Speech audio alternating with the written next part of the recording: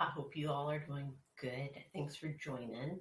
It's the Ultra Health and Wellness Coaching Podcast, and I am your host, Katherine Craig. So if you haven't already started following me, be sure to follow me on Facebook and Instagram. The handle is Ultra Health and Wellness, all one word, all spelled out. My website is under construction right now, so that's the way to find me. Or you could email me at oneultracoach@gmail.com, like in the number one with the email address, ultracoach@gmail.com. So just I've been reading a few articles and just thought it would be good to do the podcast about exercise, right? And it's been some question about which exercise is the best.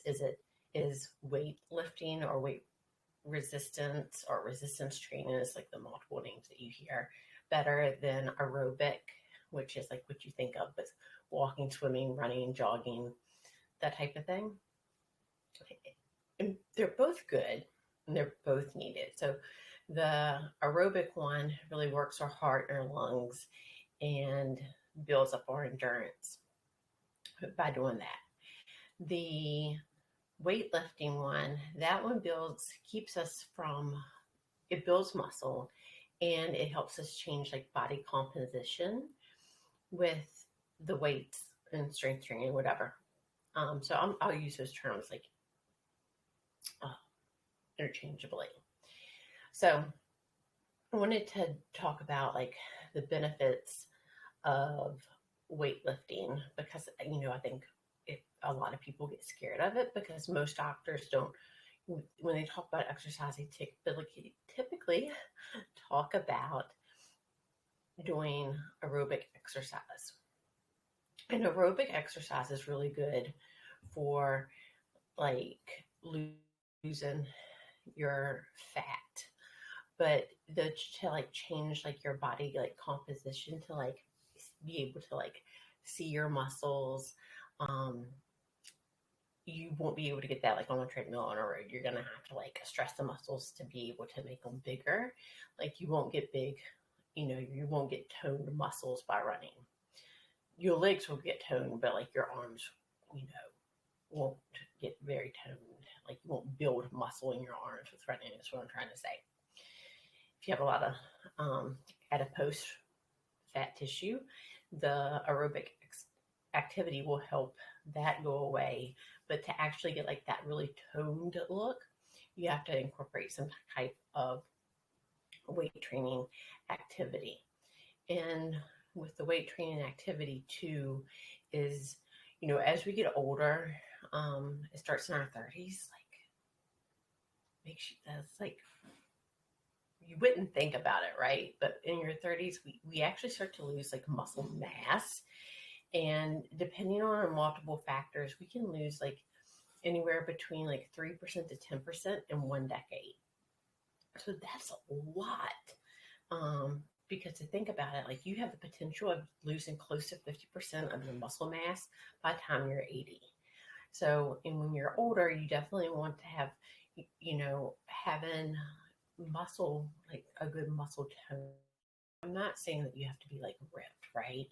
But, having muscular muscle and really working that muscular skeletal system helps with falls, because it helps prevent against falls because, your muscles are able to like hold you up better when you trip. You're not going to collapse as fast because you can like catch yourself. And you have like a better recovery rate. When you have more muscles, like you have more lean muscle mass opposed to just like fat mass, because unfortunately we do start to accumulate fat as we get older because it's just unfortunately kind of like how our bodies do.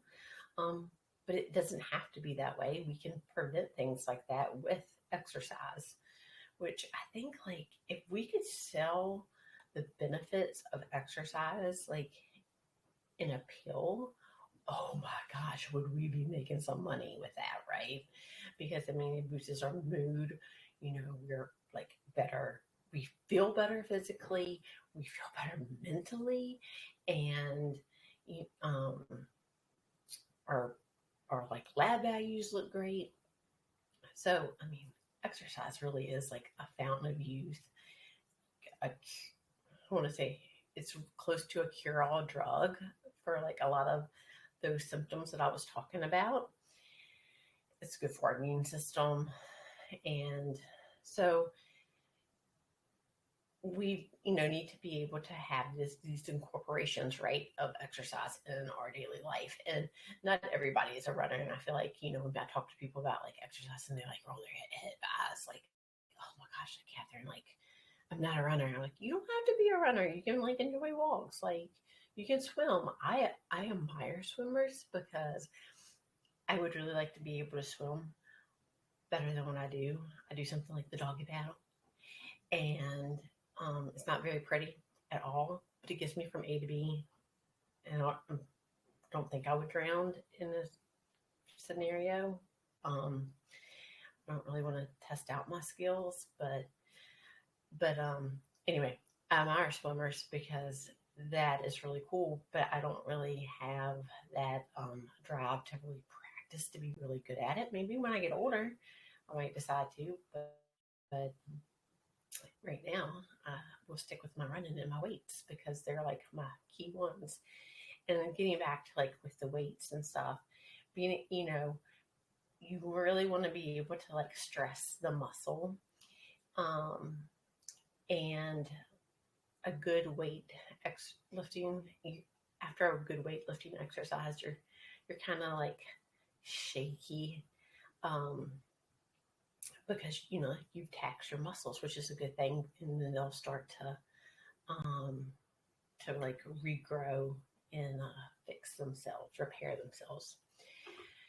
One time I was like, after some doing some weights, like I went into the kitchen and I was like chopping vegetables, and I was like, I had to be like extra careful because I was so worried that I was gonna like chop my fingers off. But going back to like doctors, they talk about the aerobic stuff, like the walking and stuff, and they don't really like focus on the weights. And the weights is really important, but it's not the doctor's fault that they don't learn a lot about weightlifting because they don't really teach like exercise medicine in medical school, right? So like they have very limited time like on nutrition, and they don't have like they don't go through a program of like, this is what you should talk to your patients about lifting weights, and this is what they should do. So that's where you should get a coach in or a personal trainer to talk about, especially since everybody's different, everybody has limitations, and you may have had like an injury, and to be able to talk and go through like, oh yeah, so this is what you would do, and this is how much, and progress on like that. And touching back on the injury, like a lot of things, like with people, when they think about weights, they think about injury, right? Like overlifting, which is why, like, when you go, and this is medical advice, this is just my personal opinion.